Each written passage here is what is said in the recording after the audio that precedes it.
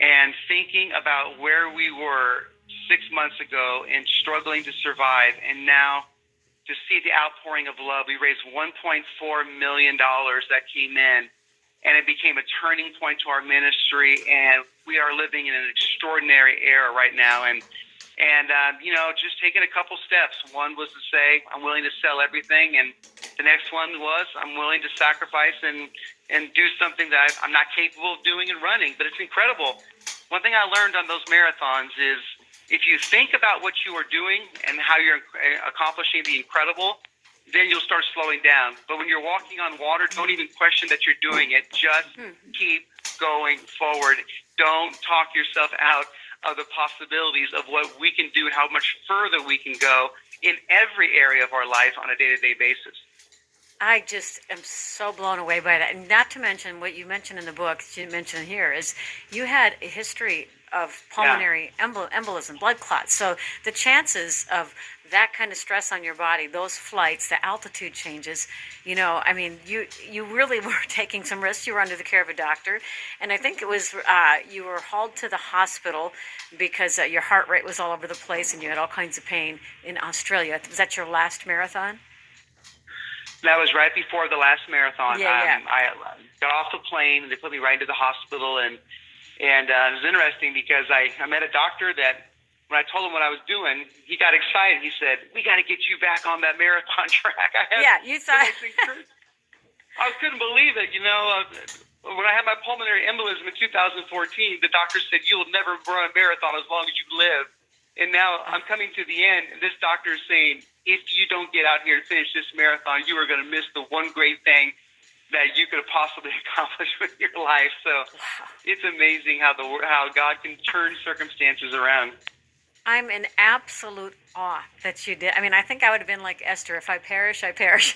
But okay, oh my word. And you say, keep taking small steps, keep your feet moving, even in the middle of fierce storms, keep forward motion alive, whether it is one small step or a giant leap. And I know you probably may squirm with me affirming your leadership, but I just got to say, you leading by, first of all, taking such a financial step to say, Lord, I'm all in. I mean, I can't even imagine what that did for your team.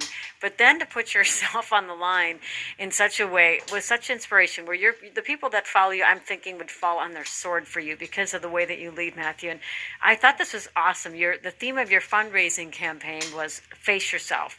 I think this is brilliant. And the idea was to bring that everyone has a great challenge in life that they need to face or take on. Say more about that, just because I think that is even a word for each of us today. Oh, yeah, that was a special campaign. In the midst of the marathons, I really wanted to break it down to everyone's personal life as well. And people are facing their biggest concerns of life, their biggest fears. People are saying, Pastor, if you finish these marathons, I'm going to forgive the one person that I've decided I will never forgive. And they were forgiving people, and their lives are being set free.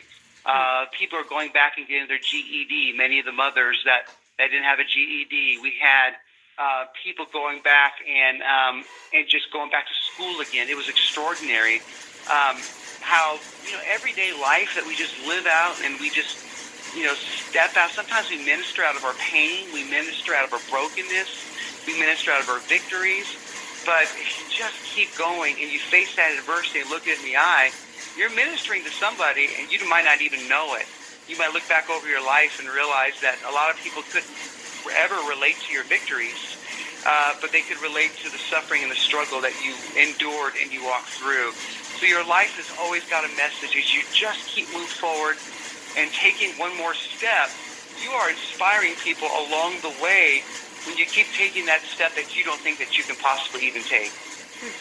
How did you physically recover? I just got to know. And how long did it take you to physically recover from that thing? It took me maybe close to a year or two. I don't even know if I've ever really fully recovered from that. I mean, ever since that run, I've gone out. I've even tried to run like 6 miles, and it's been, difficult and challenging. So, it's one of those things I'm going to have to try to process in my life. But since that run, I think there's something that was sacrificed there that I don't know what, but it's been hard to get back up again ever since I think 3 years ago, and it was definitely something that was out of my league, but it was worth it. It was